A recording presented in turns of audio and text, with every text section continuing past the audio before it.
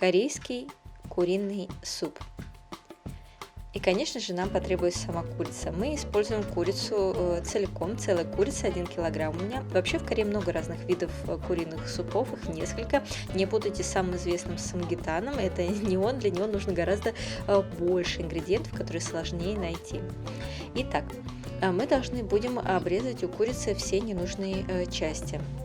Отрезаем у крыльев самый конец, острый, там, где у нас практически нету мяса. И затем мы должны будем также отрезать у курицы хвостик. Хвостик мы отрезаем, конечно, только тогда, если мы его не любим. Если вы любите хвостик, то вы его оставляете. Я хвостик не люблю, я его отрезаю.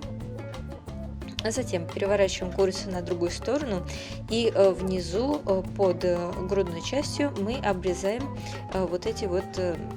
внизу нижние эти части. Я делаю это ножницами, мне просто ножницами удобнее всего. И мне кажется, вообще это в принципе удобнее всего. Затем, если у вас не отрезана эта шейная часть, тогда ее тоже отрезаем. И разрезаем грудную часть напополам. Это может быть достаточно нелегко, будьте аккуратны. Для того, чтобы нам было легче вычищать курицу изнутри. И теперь мы должны будем промыть курицу в холодной воде и вычистить ее изнутри. Изнутри ее вычищать в этом месте удобнее всего в стоячей воде, но затем я рекомендую ее все еще промыть и под краном в проточной воде. С внешней стороны мы тоже курицу хорошо промываем, и на ножки тоже обращаем внимание, там иногда тоже могут быть грязные части. Затем мы кладем курицу в кастрюлю, в которой собираемся варить, и закладываем следующие ингредиенты: 3 стручка зеленого лука, половину луковицы, как видите, достаточно большая луковица. Затем немного имбиря, как вы видите, совсем чуть-чуть.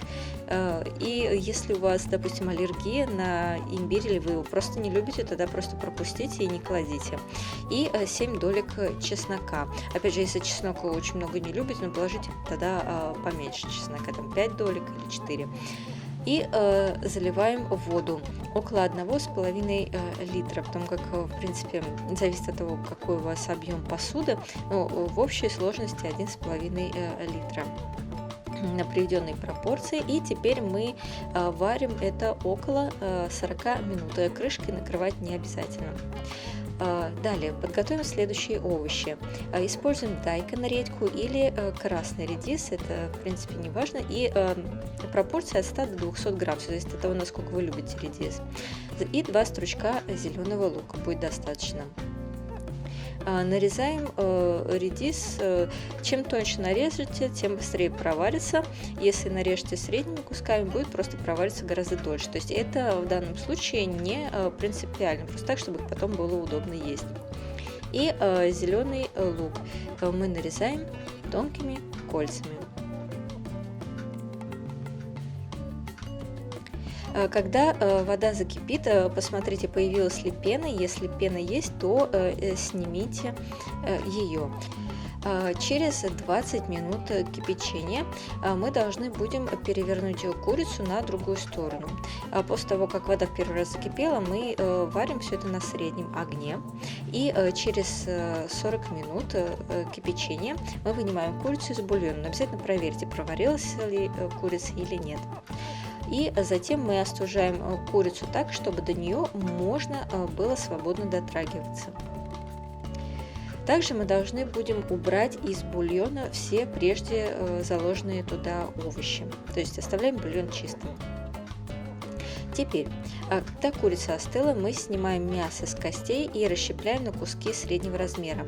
Если кожу вы любите, вареную кожу есть, то тогда ее тоже мы будем использовать. А если не любите, то исключите и используйте только мясо.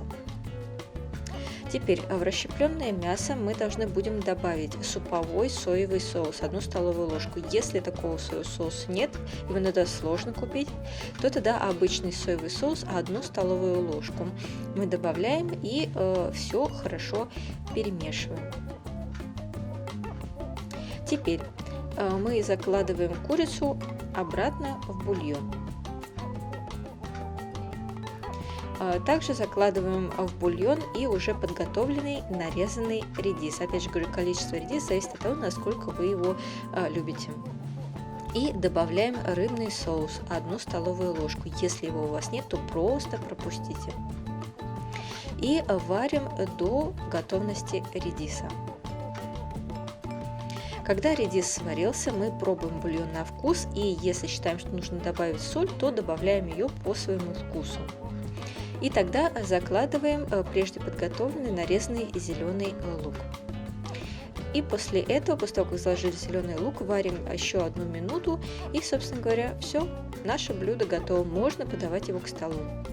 К столу подаем как совершенно абсолютно обычный суп в глубокой тарелке. И что отличает корейский стол от всех остальных, так это большое наличие закусок. В данном случае это кимчи из зеленого лука, кимчи с пекинской капустой и корейские соленья, маринады. Линки все вверху на рецепты, как это все готовить.